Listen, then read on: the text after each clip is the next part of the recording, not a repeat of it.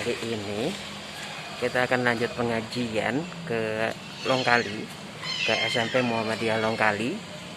Hari ini tanggal 29 April 2021. Hari ini lanjut pengajian. Kayak apa keseruannya? Jangan lupa tonton terus video ini. Ya, hari ini bersama-sama ayahanda tercinta dan Ustaz Ahmad Daryanto. Kayak apa kabarnya Pak Ustaz? Pak Ustaz ini hari ini lanjut pengajian ke Petik 3 SMP Muhammadiyah Longkali. Kayak apa kelanjutannya? Sang surya telah bersinar, syahadat dua melingkar, warna yang hijau berseri membuatku rela hati.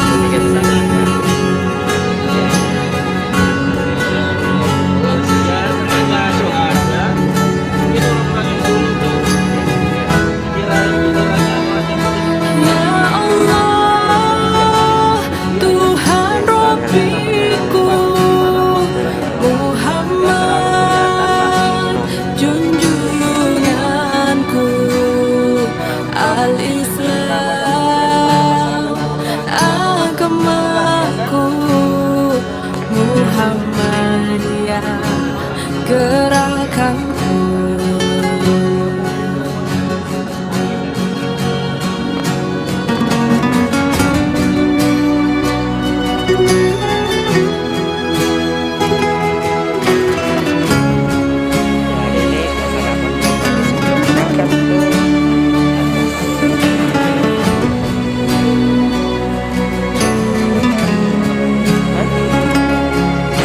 Aja Pak, ya kan? Di timur fajar cerah gemerlapang mengusir kabut hitam, menggugah kaum muslimin, tinggalkan peraduan. Lihatlah matahari telah terbit di ufuk timur sana.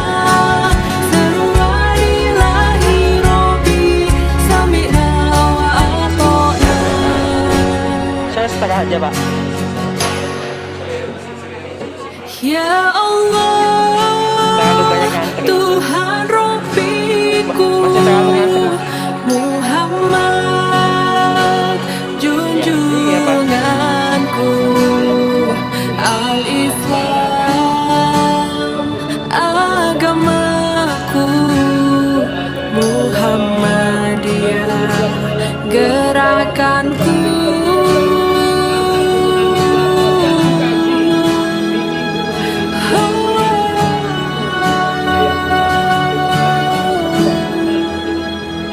Gerakanku.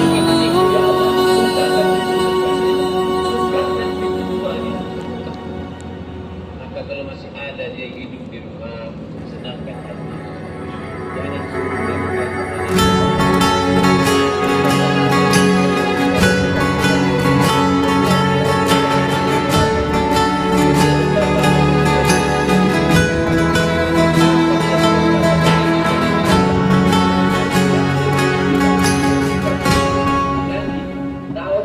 Sang surya telah bersinar, syahadat dua melingkar, warna yang hijau berseri membuatku rela hati.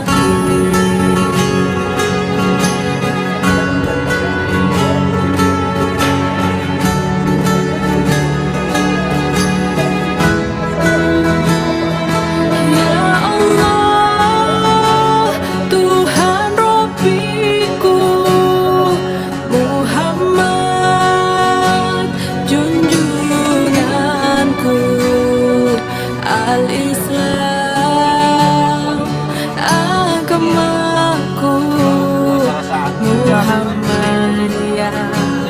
gerakanku. Makan api langsung makan.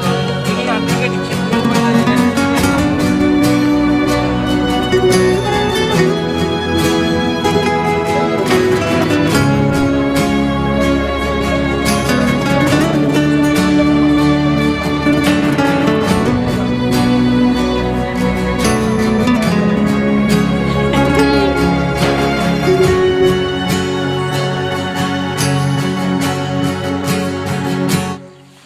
Di timur fajar cerah gemerlap mengusir kabut hitam, menggugah kaum muslimin tinggalkan peraduan. Lihatlah matahari telah tinggi di ufuk timur sana. Seruan ilahi Robbi sami'na wa ata'na.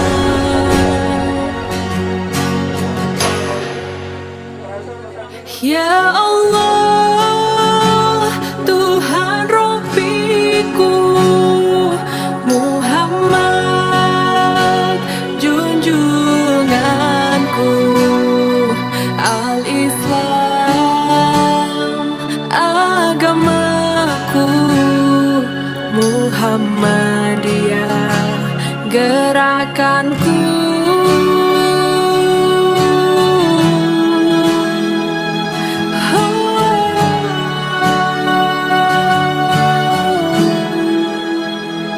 Gerakanku.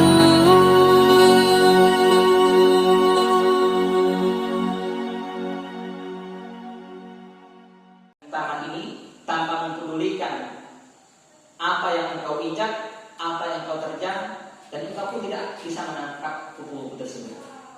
Maka sang kakek pun mengatakan, wahai anak muda, kebahagiaan itu tidak perlu engkau tangkap, tapi engkau letakkan di hatimu. Engkau lihat keindahan bunga, engkau lihat kupu-kupu tersebut, kemudian engkau akan merasakan keindahan, kebahagiaan, dan kenikmatan dari apa yang engkau saksikan tersebut. Tidak perlu ditangkap, tidak perlu engkau terjang sana kemari dan berlari untuk menangkap kupu-kupu yang indah itu, tapi cukup engkau tangkap dengan matamu, letakkan di hatimu, maka engkau akan merasakan kenikmatan dan keindahan dari kupu-kupu tersebut. Maka sang kuda itu baru menyadari inilah penyebab kenapa dia sudah sana kemari tidak mendapatkan yang namanya kebahagiaan. Maka sang kakek itu melanjutkan, kemudian sang kakek itu mengulurkan tangannya dan kupu-kupu tersebut menghinggap di tangan sang kakek tersebut. Tanpa dikejar, tanpa ditangkap, tetapi kupu-kupu yang mendatangi sang kakek tersebut. Itulah yang namanya kebahagiaan. Bahwa kebahagiaan itu ada di mana-mana dan tidak kemana-mana. Ada di diri kita dan tidak perlu kita mencari secara berlebihan dari luar diri. Kebahagiaan dalam diri kita. Apapun kondisi kita, itu merupakan cuma kepada kita dan kita wajib mensyukurinya. Ketika kita bersyukur, maka itulah akan melahirkan kebahagiaan dalam diri kita. Kita bersyukur, seperti yang saya katakan tadi, akan ditambah lagi. Kita bersyukur dengan apa yang kita miliki, maka Allah akan tambah di luar apa yang kita duga-duga. Bisa jadi dalam segi materi kita, ya mungkin pas-pasan bisa menghidupkan keluarga. Tetapi kenikmatan yang lain yang orang lain belum tentu mendapatkannya, kita dapatkan. Sebagai contoh, ada orang kaya, banyak hartanya, bisa mendapatkan apa saja, tapi makan sate saja nggak bisa, ya kan? Makan yang daging nggak bisa, makanannya cuma sayur-sayuran saja.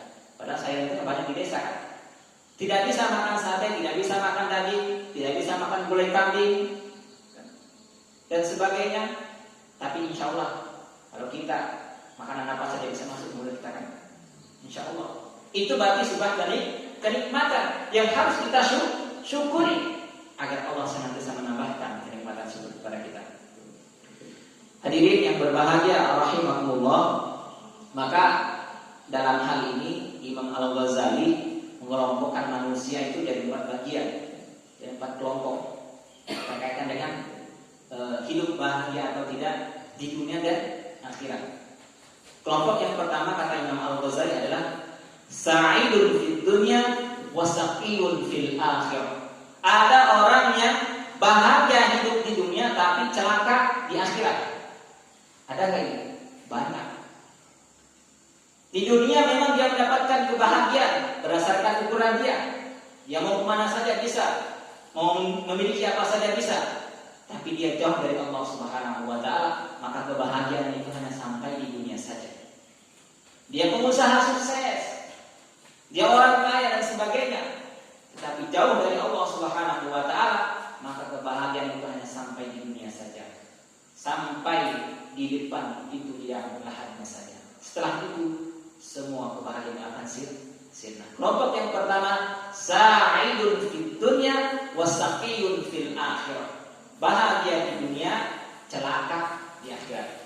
Kelompok yang kedua, kata Imam Al-Ghazali, saqiyun fid dunya wa sa'idun fil akhirah. Orang yang di dunia susah, celaka, tetapi di akhirat bahagia. Orang yang di dunia mungkin pas-pasan, sengsara, menurut dia, menurut pandangan dirinya, menurut pandangan manusia, tetapi ternyata di akhirat dia mendapatkan kebahagiaan. Inilah orang-orang yang mungkin dapat mensyukuri nikmat dari Allah Subhanahu wa Ta'ala, menerima apa yang ada pada diri, meskipun mungkin penuh dengan penderitaan, penuh dengan kesengsaraan, penuh dengan perjuangan, tapi ia yakin nanti di akhirat akan ada balasan terbaik dari Allah Subhanahu wa Ta'ala. Golongan yang kedua ini, kelompok yang kedua ini, di dunia mungkin penuh dengan perjuangan, penuh dengan kesengsaraan, tapi dia mendapatkan kebahagiaan di akhirat. Kelompok yang ketiga, kata Imam Al-Ghazali, saqiyun fid dunya wa saqiyun fil akhirah. Nah, ini celaka ini. Celaka di dunia, celaka di akhirat. Celaka 12. Karena sudah di dunia celaka, di akhirat pun celaka. Ini jangan sampai kita mengalami yang semacam ini. Sudah hidup di dunia penuh dengan perjuangan, penuh dengan kesengsaraan, penuh dengan tangis, penuh dengan kepedihan. Di akhirat pun dia akan mengalami hal yang semacam itu. Kenapa demikian? Karena jauh dari Allah Subhanahu wa Ta'ala. Karena tidak taat kepada Allah Subhanahu wa Ta'ala. Maka bagi kita orang yang beriman kepada Allah, mengaku sebagai umatnya Nabi Muhammad SAW, dan lebih kita berkecimpung di organisasi Muhammadiyah maupun Aisyah, maka kehidupan yang semacam ini jangan sampai menghampiri kita. Syukur-syukur nanti kita dapat golongan yang keempat, sa'idun fid dunya wa sa'idun fil akhirah. Ini cita-cita kita semua pasti. Baik bahagia di dunia, baik dan bahagia di akhirat. Nah, tapi kan tidak semua itu bisa kita dapatkan di depan. Kadang di dunia ini memang penuh perjuangan, penuh dengan kesengsaraan, tapi kita nikmati saja. Hidup itu kan jalani, nikmati, syukuri. Apapun rintangannya, apapun yang jadi halangannya, hadapi saja.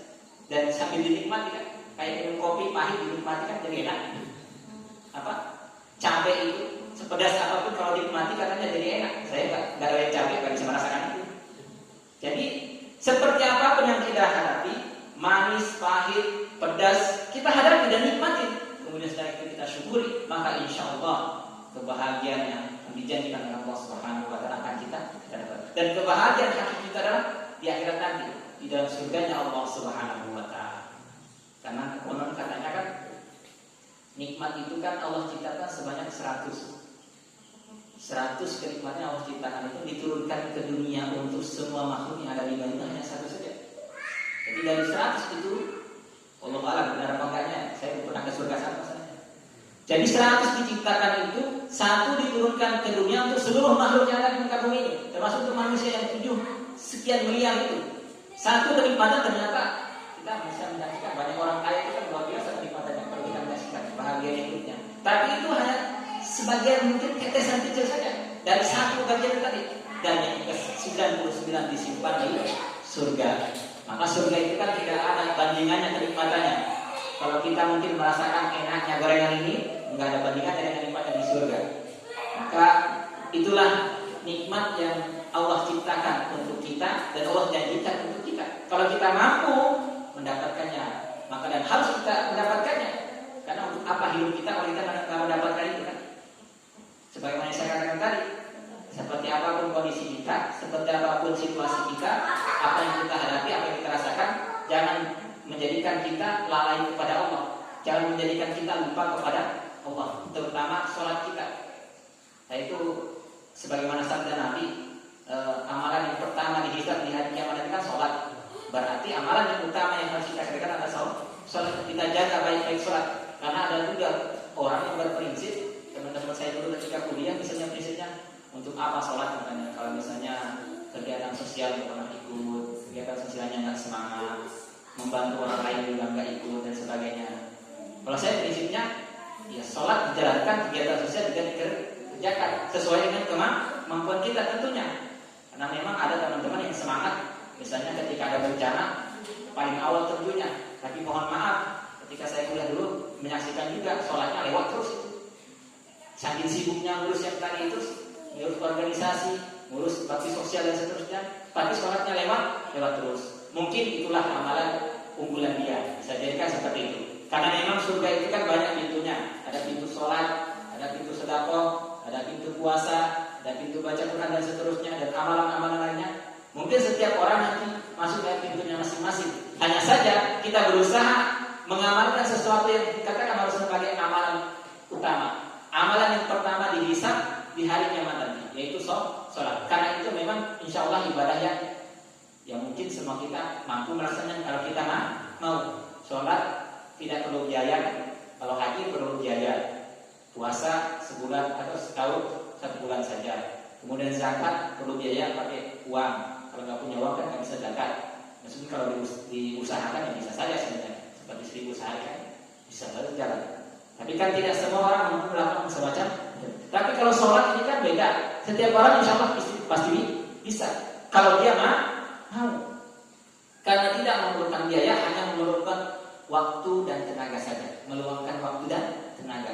Maka sholat ini juga beda dengan ibadah lain. Puasa bisa diqodho. Puasa bisa diganti dengan fidyah. Zakat itu kalau punya uang.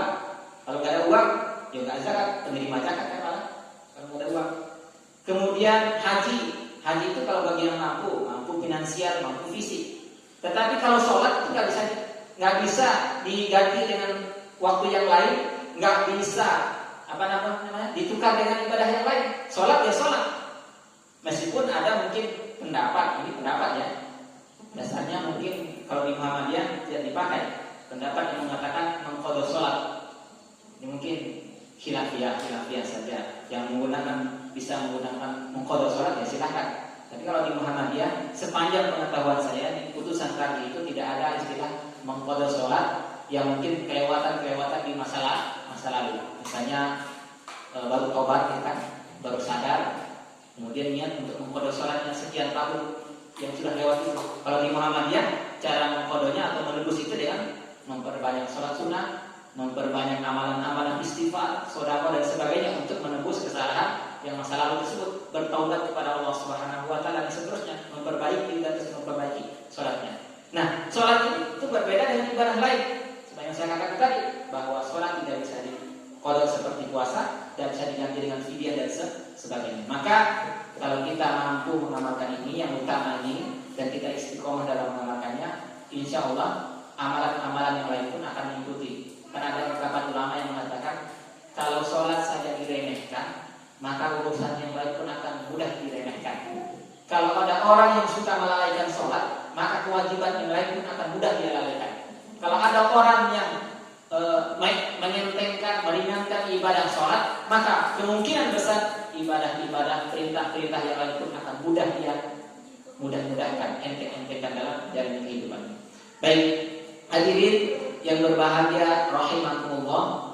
Kalau Imam Al-Ghazali tadi mengatakan ada 4 golongan manusia dalam mendapatkan kebahagiaan. Pertama, sa'idun fid dunya, sa'idun fil akhirah. Kemudian yang kedua, sa'idun fid dunya, sa'idun fil akhirah.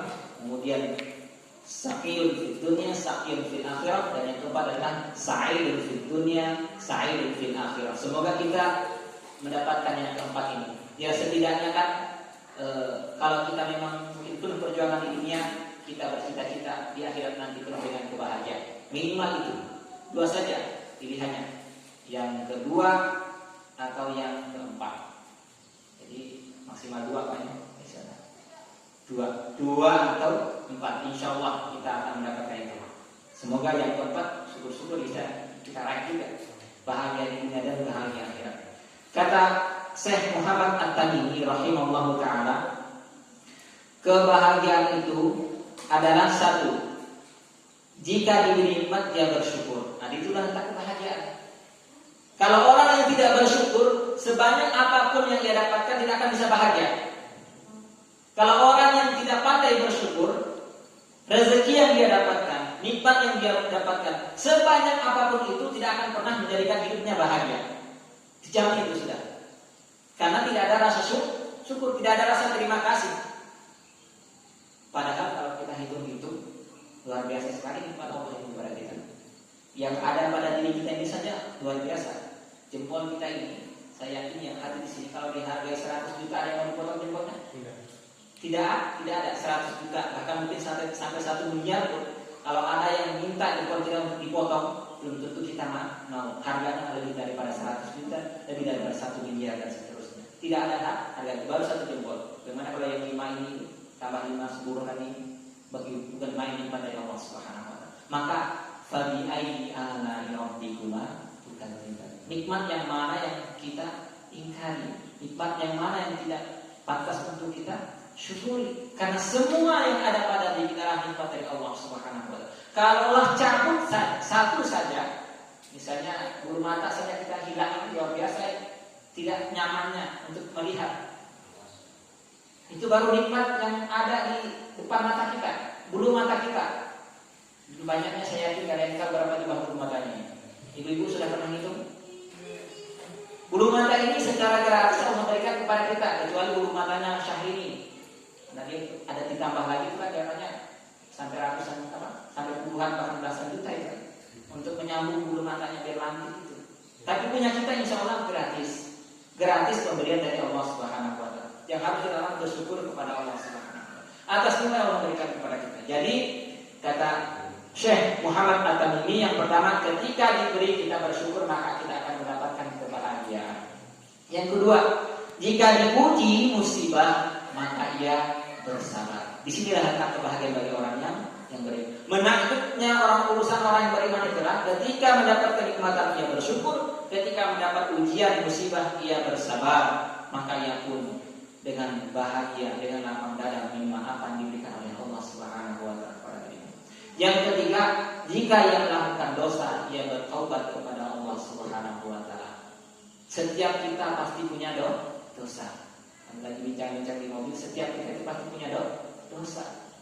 Dan kata Nabi kan, tidaklah orang yang baik itu yang tidak punya dosa, karena semua orang tetap punya dosa. Tapi sebaik-baik yang berdosa adalah at-tawwabun, yang bertaubat atas dosanya. Maka kebahagiaan bagi orang yang beriman adalah ketika mendapat syukur, ketika ditimpa ujian bersabar, ketika yang berdosa bertobat kepada Allah Subhanahu wa taala. Maka insyaallah kebahagiaan akan muncul dalam hidupnya, kebahagiaan akan hadir dalam kehidupannya, baik kehidupan pribadi, rumah tangga, wilayah desa, kecamatan dan seterusnya. Ketika kita mampu bersyukur, bersabar dan bertaubat kepada Allah atas dosa-dosa yang kita kerjakan, dan kita akan mendapatkan kebahagiaan tersebut bukan hanya di dunia tetapi juga kebahagiaan di akhirat. Yang paling penting adalah dan utama adalah kebahagiaan di akhirat harus kita dapatkan, harus kita raih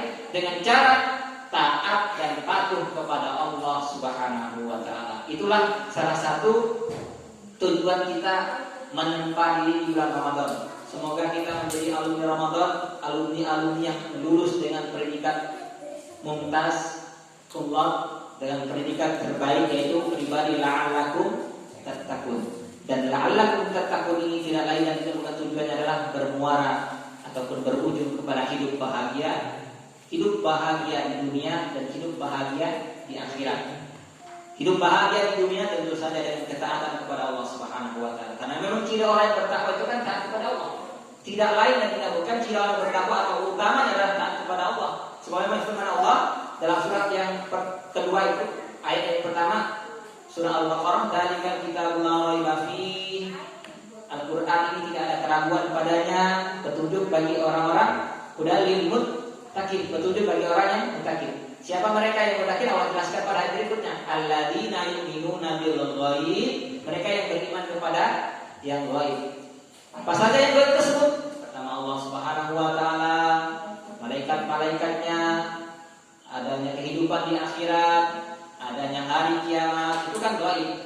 Kemudian nasib kita ke depan itu juga ghaib. Kita beriman kepada itu, bahwa Allah menciptakan semuanya itu, menakdirkan semuanya itu, adanya hari kiamat, adanya hari akhirat, malaikat-malaikatnya, bahwa ada siksa kubur nanti, dan masa depan kita pun tidak tahu seperti apa. Itu rahasia dari Allah Subhanahu wa taala. Maka kita orang yang bertakwa, alumni Ramadan yang berhasil adalah beriman dan yakin akan semuanya itu. Tapi tidak hanya sampai yakin saja, tidak hanya sampai di situ saja ternyata. Allah hadirkan wa yuqimunas shalah wa mimma razaqnahum yunfiqun. Selanjutnya adalah konkretnya orang yang bertakwa itulah yang mendirikan sholat. Setelah bulan Ramadan, dia semakin semangat sholat, dia semakin rajin sholat, jamaahnya tidak ketinggalan, sunnahnya pun dia kerjakan. Berarti puasa Ramadannya berhasil. Karena memang katanya kan, kata ulama khususnya Ibnu Rajab itu mengatakan bahwa keberhasilan orang yang berpuasa di bulan Ramadan itu setelah bulan Ramadan amalannya meningkat. Meskipun meningkat itu tidak sama dengan bulan Ramadan. Saya kasih gambaran, misalnya baca Quran di bulan Ramadan kita mampu khatam minimal sekali, atau mungkin bahkan ada yang berkali-kali. Ini khatam benaran, bukan surah Al-Fatihah sama saja. Khatam dari ayat 1 Al-Fatihah sampai terakhir surat Anas dibaca semua, bisa khatam. Tapi di luar bulan Ramadan itu mungkin tidak mudah, agak berat. Hanya orang-orang yang istiqomah yang mampu. Di Masjid Syuhada itu ada salah satu jamaah yang sudah senior dan sepuh. Beliau itu selalu istiqomah menjalankan amalan beliau sebulan sekali khatam Al-Quran. Maka beliau biasanya ketika sehat, sekarang beliau banyak istirahat di rumah, setiap datang ke masjid itu pasti 1 jam atau setengah jam sebelum waktu sholat sudah duduk di dalam masjid membaca Al-Quran. Karena memang programnya ataupun keistiqomah amalan dia adalah khatam Al-Quran minimal 1 kali dalam sebulan. Mungkin kita tidak mudah melakukan itu karena kesibukan kita, karena aktivitas kita. Tetapi setidaknya meningkat dari bulan-bulan sebelum bulan Ramadan. Dulu mungkin di bulan Sa'ban, di bulan-bulan sebelumnya kita ibadahnya biasa-biasa. Maka setelah bulan Ramadan meningkat, berarti tanda-tanda puasa kita diterima, tanda puasa kita berhasil membentuk diri kita. Karena memang puasa itu bulan Ramadan ibarat pelatihan, ibarat training, ibarat tempat kita melatih diri kita untuk beribadah. Jangan sampai setelah bulan Ramadan ditinggalkan itu semua. Karena seharusnya setelah latihan itu kan ada peningkatan. Misalnya orang mau tanding bola, mau kompetisi di mana gitu kan, pertandingan di mana, liga di mana, adakan pelatnas dulu, latihan sebulan sebelumnya atau beberapa bulan sebelumnya. Diharapkan setelah latihan itu siap menghadapi pertandingan. Kemampuannya, skillnya lebih bagus lagi. Begitu pula kita sebagai alumni Ramadan. Dan orang yang sekolah pun sama. Setelah lulus SD diharapkan meningkat, nanti bisa untuk masuk SMP. Setelah lulus SMP diharapkan meningkat ilmunya, kesiapannya untuk masuk SMA. Setelah SMA pun diharapkan meningkat ilmunya, pengetahuannya, kematangannya untuk masuk ke perguruan tinggi dan seterusnya. Kalau dia berhasil di tingkat SD, maka dia mampu untuk lanjut ke SMP. Kalau dia berhasil di tingkat SMP, mampu lanjut ke tingkat SMA. Kalau dia mampu di tingkat SMA, dia berhak untuk melanjutkan ke tingkat perguruan tinggi dan seterusnya. Begitupun bagi kita, alumni Ramadan, kalau berhasil puasa kita, berarti ibadah kita, amalan kita semakin meningkat setelah bulan Ramadan. Maka sebagaimana dikatakan oleh Pak Haji Dahman tadi bahwa kita saat ini berada di bulan Syawal. Bagi yang belum mungkin masih ada kesempatan untuk menjalankan ataupun meneruskan ibadah puasa di bulan Ramadan, yaitu puasa di bulan Syawal sebanyak 6 kali. Meskipun lebih daripada 6 juga boleh. Setelah 6 kali bisa Senin Kamis. Setelah 6 hari bisa puasa sehari, puasa enggak, dan seterusnya. Atau setelah 6 hari bisa puasa 3 hari, itunya bulan Syawal. Misalnya dia sudah merampungkan plus 1 Ramadan sampai dengan hari ke-6, dia puasa, tapi dia kan nggak sampai pertengahan bulan Syawal tuh. Nah di tengah bulan Syawal bisa dilanjutkan dengan ayyamul bid. Kalau mampu lagi Senin Kamis. Kalau mampu lagi sehari puasa, sehari enggak. Nah itulah amalan-amalan yang harus kita dawamkan, yang harus kita istiqomahkan agar kita tetap berada di jalan orang-orang yang bertakwa, ribarian la'allakum tattaqun. Mungkin ini yang dapat saya sampaikan. Semoga menjadi penyemangat bagi kami pribadi dan para jamaah sekalian agar kita hidup ini seperti apapun kondisi kita tetap bahagia ya Bu ya. Syukur-syukur nanti pulang nanti kan Pak uang jajan atau uang belanja yang ditambahkan tambah bahagia. Jangan minta tambah lagi istrinya kaya. Jadi kebahagiaan itu bisa lahir dari mana saja. Dan kebahagiaan itu adalah letaknya di hati, letaknya syukur kita kepada Allah Subhanahu wa taala. Sebagai penutup, saya sampaikan ada sebuah ungkapan yang mengatakan bahwa kenikmatan itu adalah ketika kita mampu menikmati apa yang ada pada diri kita. Kunci kenikmatan itu satu saja, jangan melihat kenikmatan orang lain. Kan gitu. Kunci kebahagiaan itu adalah jangan melihat kebahagiaan orang lain. Kebahagiaan itu sebenarnya ada di depan mata kita. Hanya saja kita kadang dan sering melihat kebahagiaan orang lain sehingga kita tidak mendapatkan kebahagiaan sendiri. Kadang kita sebenarnya dalam hati kita, dalam diri kita sudah ada bahagia, tapi ketika kita melihat tetangga yang lebih bahagia, akhirnya kita tidak bahagia, malah kepanasan, jadi pesimis, minder dan seterusnya, merasa mungkin kurang dan seterusnya, karena kita tidak melihat kebahagiaan yang ada pada diri kita. Jadi agar kita bisa menikmati dan merasakan bahagia, jangan melihat kebahagiaan orang lain, tapi nikmati apa yang ada pada diri kita sehingga kita menjadi bahagia. Insya Allah seperti itu. Ya, demikian yang saya sampaikan. Saya kembalikan kepada Mas Sulaiman selaku moderator. Terima kasih atas segala perhatian. Semoga menjadi kebaikan bagi kami pribadi dan para jamaah sekalian, bermanfaat bagi kami pribadi dan jamaah sekalian di dunia wal akhirah. Semoga kita kelak sama-sama masuk dalam surganya Allah Subhanahu wa taala, sama-sama meraih kebahagiaan hakiki, kebahagiaan Allah janjikan untuk kita, yaitu surganya Allah Subhanahu wa taala. Kita bersama di dunia, bersama kita masuk dalam surga. Saya selalu menyampaikan, karena surga itu kan arduhas samawati wal ardh, luasnya seperti langit dan bumi. Maka jangan pernah bercita-cita masuk surga sendirian, nanti kasihan di sana gak ada temannya. Kalau di dunia saja luasnya, misalnya lokali ini, mending ini saja luasnya bukan main, masih banyak hutannya, hutan karet, ada hutan jati dan seterusnya. Bumi ini baru setengah dari luasnya surga. Kalau misalnya digabung langit dan bumi, di bumi saja yang luasnya seperti ini masih banyak tanah kosong Pak. Kalau misalnya di surga nanti pengennya masuk surga sendiri, yang lainnya masuk neraka katanya karena amalannya nggak sama dengan dia, karena dia sudah mengungkapi surganya sendiri, nanti kasihan di surga itu luas. Maka kita berdoa agar semuanya masuk surga. Seluruh penduduk bumi ini kalau misalnya bisa masuk surga semua, insya Allah cukup surga Pak. Kita minta yang enak dengan saja ya Pak, yang mungkin biar aspalnya lancar. Insya Allah di surga itu nggak ada yang jalan berbatu dan bergelombang dan seterusnya. Demikian. Kalau lebihnya kami mohon maaf. Terima kasih atas segala perhatian. Assalamualaikum warahmatullahi wabarakatuh.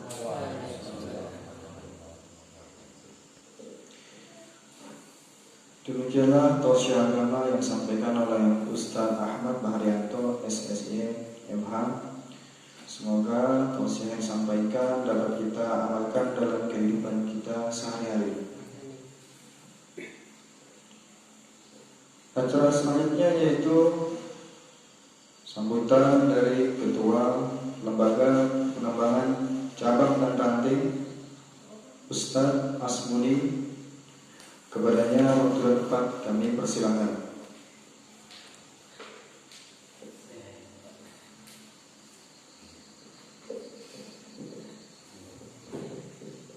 Saya yakin Bapak Ibu capek duduknya. Saya juga capek kok. Jadi apa yang disampaikan Pak Rahman dan Mas Bahrianto itu mewakili pikiran saya tadi malam. Saya tadi malam tuh mikir ya, di Mende itu kan kebetulan waktu dibentuk cabang saya hadir pertama kali di Naksabandia.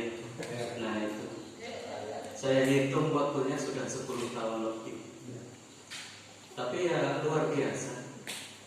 Dulu tidak ada sekolah, sekarang ada. Dulu tidak ada pengajian, sekarang ada. Ditambah lagi merenung nasib saya. Nasib saya di SMA bisa ditaruh di OSIS bagian pengajian kerohanian. Jadi setiap seminggu sekali saya mengadakan pengajian.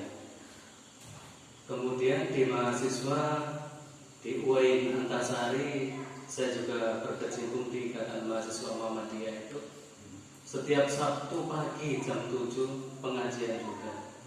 Jadi di Masjid Ismail namanya di situ, setiap Sabtu itu tidak ada organisasi yang lain yang menempati masjid itu kecuali dari Ikatan Mahasiswa Muhammadiyah. Terus ini pikiran Pak Darman yang mewakili saya sudah dari 2009. Tapi Bapak Ibu tidak perlu pesimis, tetap saja optimis. Yang kedua, Mas Bahri, ya, masalah kebahagiaan tadi juga dibahas. Kadang orang itu terbalik, Bapak Ibu. Nggak usah lihat jauh-jauh, lihat di Facebook saja. Saya tadi malam mikir, ini ke orang terbalik. Saya tahu rumahnya megah, Pak. Kamarnya banyak di rumahnya, banyak bahkan menyediakan kamar khusus untuk para musafir ketika lewat nginap di sana gratis. Tapi dia nggak suka foto-foto di rumah yang begitu megahnya.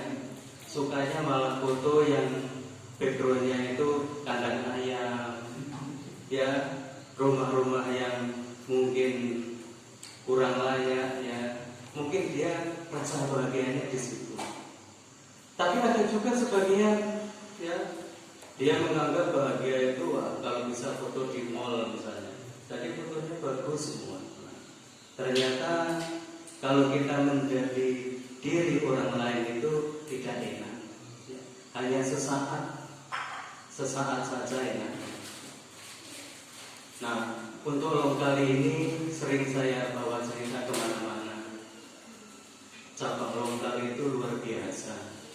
Geografisnya dari menit 1 sampai menit 5 luar biasa juga. Tapi pengajian setiap bulan jalan. Itu luar biasa karena sudah tidak asing lagi. Roh di Muhammadiyah adalah pengajian. Coba Bapak Ibu sekarang merasa lelah, kemudian tidak usah pengajian setengah tahun, ya, itu rasanya sudah tidak apa-apa. Rasanya ada karu-karuan di rumah. Tapi ketika kita lelah pengajian, insya Allah enak. Walaupun terkesan, ya, terkesan itu kadang capek dan terus, tapi insya Allah nilai kelelahannya itu akan diganti kebaikan oleh Allah Subhanahu wa Ta'ala. Masuk sedekah pengajian, meminjam istilah Adi Hidayat itu. Semua perbuatan baik itu adalah sedekah. Bukan hanya harta saja, jadi perbuatan baik itu adalah sedekah. Termasuk senyum kita terhadap orang lain juga dihitung sedekah. Itu. Kemudian Bapak Ibu sekalian dirahmati Allah Subhanahu wa Ta'ala, memang bukan hanya di Muhammadiyah saja, ya, di mana-mana saya kira semuanya adalah perjuangan. Namanya perjuangan juga tidak ada kata berhenti. Kita harus istiqomah. Kalau tidak ada istiqomah itu namanya istirahat. Nah, saya baru sekali masuk ke sini. Walaupun saya ketika itu sering, ketika depan sering, tapi saya ke sini baru sekali. Ini kebetulan ada orang kesehatan. Saya juga terinspirasi. Sekolah yang lain pada libur. Bahkan Makmur Jaya di media sosial itu kepala desanya tidak membolehkan orang-orang berkumpul. Tapi saya di sana tadi orang berkumpul juga. Lebih banyak daripada kita. Tapi memang kebijakan semuanya itu blunder. Tapi jangan dibawa keluar, ya. Misalnya siswa kita kan mungkin mengadakan pertemuan ya. Ya namanya ada pusat sekolah lah, ngaji mungkin di sini. Ya ngaji di sini bisa seminggu 3 kali. Jadi kan otomatis ada pertemuan ya. Nah jangan dikira Bapak Ibu sekolah yang lain itu tidak ada yang mencuri. Ada juga yang mencuri pelajar. Ya, tapi dia tidak ngomong, tidak lapor ke dinas pendidikan. Kalau lapor jelas tidak boleh. Upaya pembinaan terhadap anak kan bisa. Misalnya ini misal saja, pertimbangannya terserah. Ya. Misalnya atas nama tiap hari Senin pengajian, yang dibaca tadarus Al-Quran misalnya. Saya tidak tahu pelajaran 1 jam kah, 2 jam kah. Yang penting dia tidak pakai baju seragam, ya pakai baju biasa, ngaji dulu kan. Habis ngaji ya mungkin selingan apa begitu. Kemudian pikiran yang kedua ya, kalau pas kesini ya semangat ya.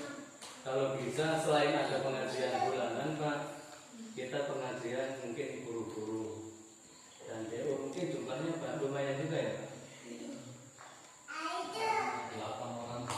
Tidak apa-apa 8. Sebulan sekali misalnya Sabtu sore. Jadi kita bisa bermalam minggu sepanjang jalan lengkali dengan gerobak misalnya. Sabtu sore jam 4 kan. Kalau minggu diadakan kan tidak ada liburnya nanti. Khusus untuk guru misalnya. Kalau mengadakannya di sini ya ditambah siswa, otomatis akan bertambah banyak. Misalnya, ya, saya di sini menyampaikan karena ada majelis taklim, ada ustadznya kan nanti bisa sama-sama kita jadwalkan. Di luar apa jadwal cabang, tapi ini khusus jadwal misalnya amal usaha Muhammadiyah di Longkali, misalnya sebulan sekali gitu. Tapi yang lain mau datang ya enggak Pak, Sabtu sore misalnya kan. Kayaknya Sabtu sore itu enggak ada jadwal Mas Bari ya. Nah, enggak ada. Kalau minggu malah banyak. Minggu itu biasanya ada isi. Tapi Sabtu pagi biasanya banyak sih. Sabtu pagi biasanya, tapi bisa juga kalau Sabtu sore. Mudah-mudahan bisa terrealisasi ya. Itu kemudian satu yang mungkin tertinggal tadi supaya hati kita lebih berbahagia. Itu apapun yang kita lakukan, kita yakin bahwa itu takdir dari Allah Subhanahu wa Ta'ala. Seperti sekarang kita di sini, tidak perlu kita tidak berbahagia, harus berbahagia. Kenapa? Sebelum kita lahir pada tanggal berapa ini? Sekarang 29 Mei 2001 kita sudah dicatat mau ketemu di sini. Makanya kita ketemu. Kalau tidak ditakdirkan oleh Allah, bisa saja tadi bannya mungkin pecah dan seterusnya. Sudah kita ditakdirkan. Nah, itu adalah merupakan salah satu menjalankan rukun iman ya yang kita yakin kepada takdir Allah Subhanahu wa Ta'ala. Kalau kita tidak yakin dengan takdir Allah, kita ketemu di sini, Pak, hati kita dongkol sampai pulang ke rumah. Gara-gara pengajian misalnya ayam saja dihilang. Misalnya. Nah itu obat saya Bu, supaya saya itu merasa bahagia dalam kondisi apapun dan dimanapun berada. Dan itu memang takdir Allah. Karena kita tidak pernah merencanakan.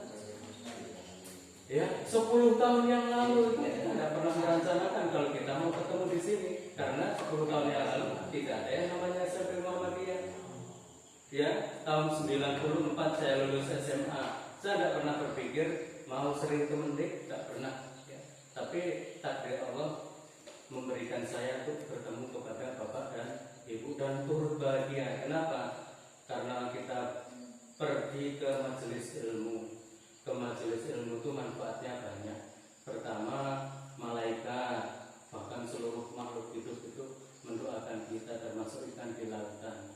Kedua, kita dimudahkan jalan menuju surga karena memang majelisnya yang kita bahas adalah majelis ilmu, majelis surga dan neraka. Kalau mikir banyak-banyaknya ngaji, wah, mungkin sudah banyak kita ngaji Bu. Mungkin tanya Mas Bahari. Kita habis itu tiap hari ngaji, habis sholat subuh. Kultum Pak, jadi kultum Senin, Selasa, Rabu, Kamis, Jumat, Sabtu, Ahad tidak ada jedanya. Ya. Cuma karena apa namanya RAM-nya kita sedikit, jadi tidak bisa merekam semua. Ya. Tapi yang penting kita hadir. Tujuannya bukan untuk mencari pengetahuan sebanyak-banyaknya, tapi dalam rangka watawasau bil haqqi watawasau bis sabri. Sudah pernah saya sampaikan sebelumnya, yang sudah tahu tetap aja semangat untuk mengasih, mensupport orang yang belum tahu. Jangan yang sudah tahu misalnya malah memberi motivasi yang negatif. Itu aja yang disampaikan. Jangan-jangan dosa misalnya menyampaikan. Kalau kita mensupport kan memberi jalan kepada kebaikan. Kalau kita memberi jalan kepada kebaikan, orang lain melaksanakan kebaikan, orang lain dapat pahala, kita dapat juga pahalanya. Tapi kalau kita mengajak kepada kemungkaran, melarang pengajian kan kemungkaran ya. Itu aja yang disampaikan, nggak usah. Akhirnya orang nggak mau turun. Nah, orang nggak mau turun, jangan-jangan dosa kita.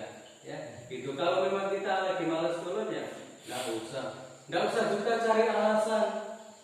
Kenapa nggak turun? Malas saja, nggak tahu lagi malas gitu. Nanti cari-cari alasan, malah alasannya bohong. Nah, bohong itu kena hadis lagi, ya. Kejujuran membawa kebaikan, kebaikan membawa ke surga. Kebohongan menjaga keburukan, keburukan membawa ke neraka. Nah, kalau memang nggak ada alasan, malas saja gitu. Lagi digoda setan. Nah, itu barangkali itu yang bisa saya sampaikan. Jadi kita saling menguatkan dalam berbuat kebaikan, karena kalau tidak saling menguatkan kita akan lemah nanti. Lemah dalam berbuat baik akan kalah dengan orang yang berbuat tidak baik. Ada enggak orang yang berbuat tidak baik? Banyak di media sosial itu, memprihatinkan ya. Contohnya kalau ibu buka HP, membaca berita itu keburukan itu sudah luar biasa diungkapkan. Padahal kan aib kan tidak boleh disebarkan, harus kita tutupi ya.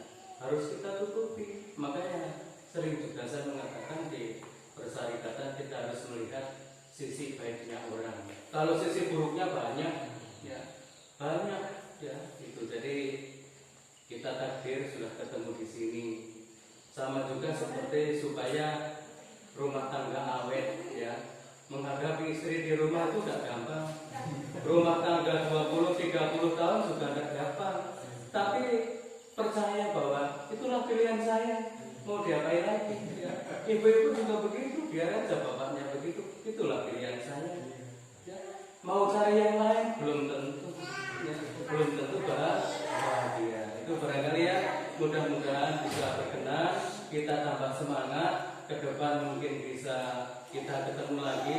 Saya minta maaf minggu kemarin memang posisinya saya tahu juga ada mendadak, jadi nggak sempat menghubungi mobil suhada dalam posisi kurang sehat. Jadi mudah-mudahan nanti dibaiki.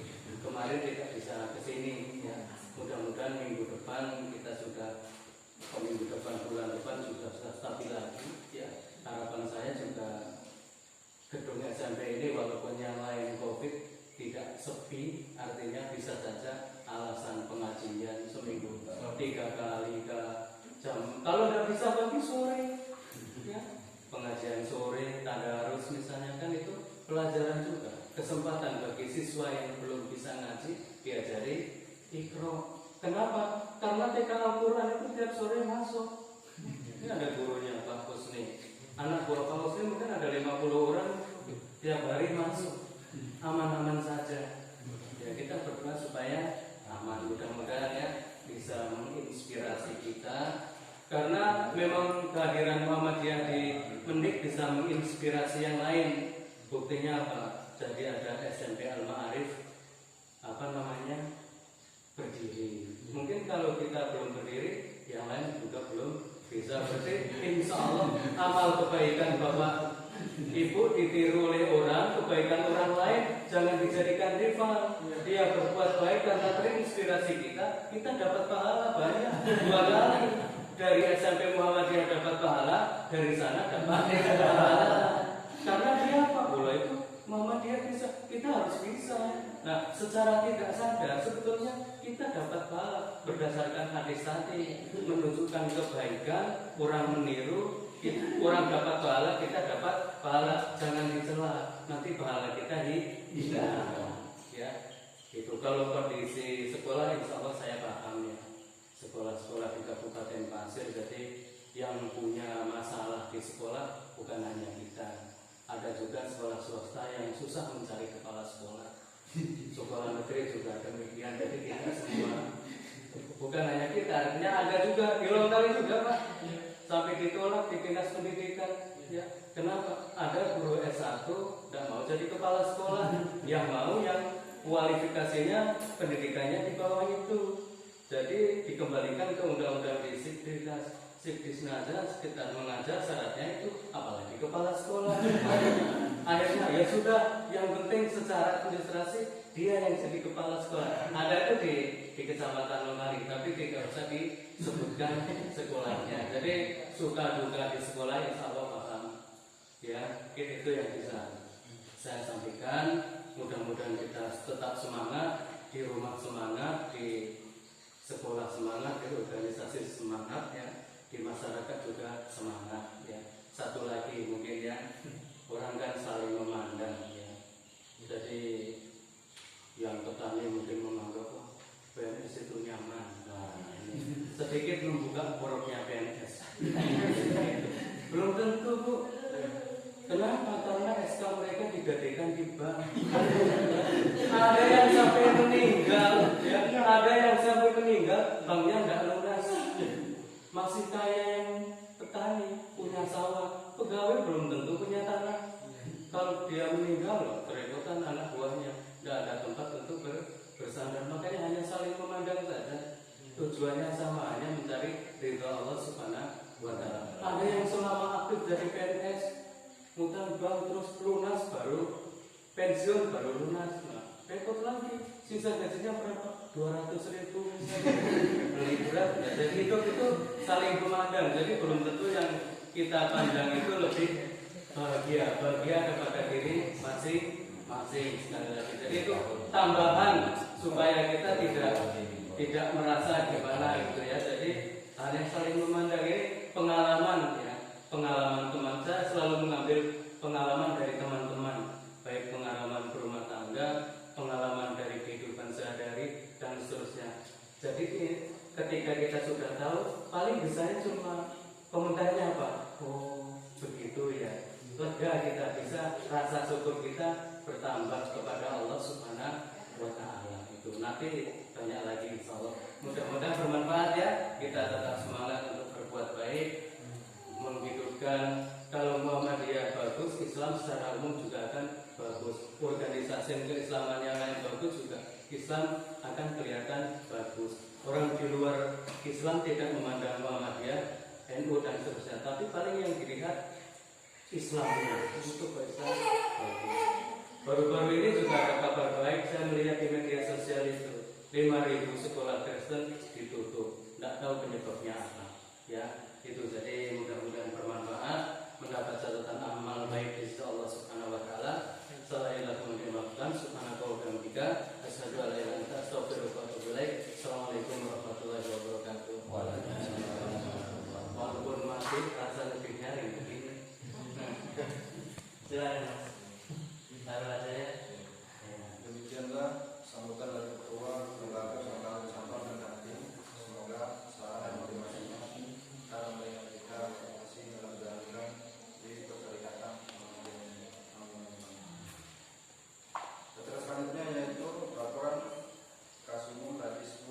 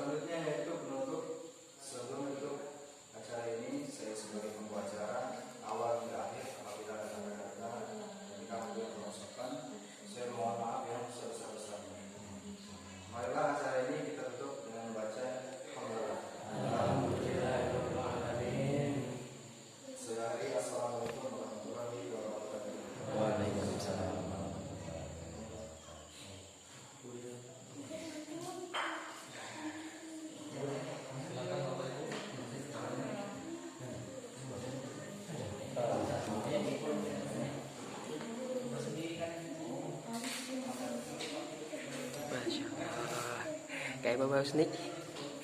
Oh, baik, teruskan semangat. Saya Pak Asmuni sendirian di sana.